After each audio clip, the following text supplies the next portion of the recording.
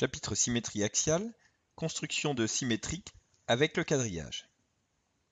Dans chaque cas, construire le symétrique CD du segment AB par rapport à la droite D, en utilisant donc le quadrillage.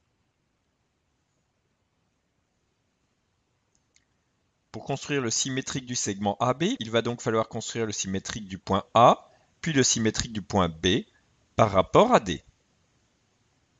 La droite D doit être la médiatrice du segment AC, puisqu'on va construire C symétrique de A par rapport à D, et donc couper AC en son milieu et perpendiculairement.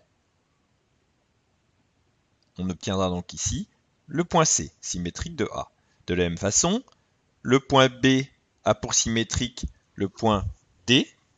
On peut utiliser de nouveau l'angle droit du quadrillage et compter les carreaux. 1, 2, 3, 1, 2, 3. Le point D sera donc dans cette position et on a bien D, médiatrice du segment BD.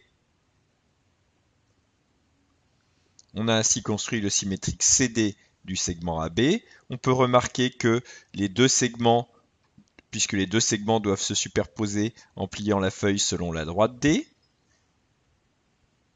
C'est une des propriétés de la symétrie axiale. La symétrie axiale conserve les longueurs.